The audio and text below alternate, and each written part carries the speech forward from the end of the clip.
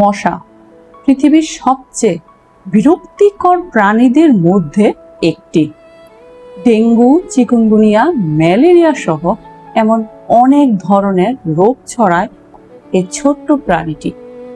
কিন্তু একটু ভেবে দেখুন তো, যদি একদিন পৃথিবী থেকে সকল মশা উধাও হয়ে যায় তখন কি ঘটবে? প্রথমে মনে হতে পারে এক দারুণ খবর, মশা নেই, কোনো ঝামেলাও নেই, প্রতিদিন রাতে মশারিও টানাতে হবে না, মশার কামড়ও খেতে হবে না।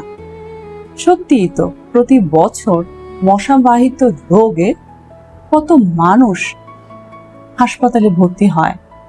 ডেঙ্গু, চিকুনগুনিয়া এসব রোগে কত মানুষ মারা যায়। তাই এটি মানুষের জন্য স্বস্তির কারণ হতে পারে। মানুষের বোধের কথা বলছি, কিন্তু এবার জানুন মশা কতটুকু প্রয়োজন আমাদের এই পরিবেশের ভারসাম্যের জন্য।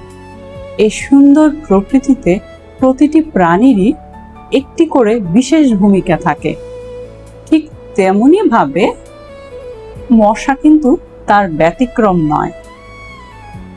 ছোট্ট ছোট্ট মশার লার্ভা বা ছোট্ট মশার বাচ্চা অনেক মাছ, ব্যাঙ ও জলজ প্রাণীর খাবার হয়ে থাকে। আর একটু বড় মশাগুলো অর্থাৎ প্রাপ্তবয়স্ক মশা, পাখি, মাকড়সা, বাদুড় ও ছোট ছোট পোকামাকড়ের খাবার হয়ে থাকে। তাছাড়া আপনি জানলে অবাক হবেন, পৃথিবীর সকল মশা কিন্তু রক্ত খায় না। কিছু কিছু মশা ফুলের মধু খেয়ে থাকে, ফলে পরাগায়নে ওদের একটি বড় ভূমিকা আছে। বিজ্ঞানীরা মনে করেন এই মশা না থাকলে জীব প্রকৃতি একটি হুমকির স্বরূপ হবে। ঠিক শুনেছেন, এই পরাগায়নে কিছু গাছের বংশ বিস্তারে এই মশা অনন্য ভূমিকা পালন করে। বিজ্ঞানীরা মনে করেন এই মশা বিলুপ্ত হলে হয়তো পুরো প্রকৃতি ধ্বংস হবে না, কেননা প্রকৃতিতে এমন অনেক পোকামাকড় জন্ম হয়েছে যা মশার কাজটা করে দিতে পারে। কিন্তু কিছু অঞ্চলে খাদ্য শৃঙ্খলে সাময়িক প্রভাব দেখা দিতে পারে।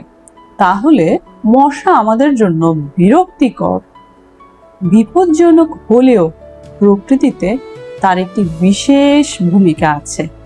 তাহলে এখন প্রশ্ন হলো আপনার কাছে, যদি আপনার সুযোগ থাকে তাহলে কি পৃথিবীর সকল মশাকে আপনি সরিয়ে দিতেন, নাকি প্রকৃতির এই ভারসাম্য রক্ষা করার জন্য তাদের এই পৃথিবীতে থাকতে দিতেন?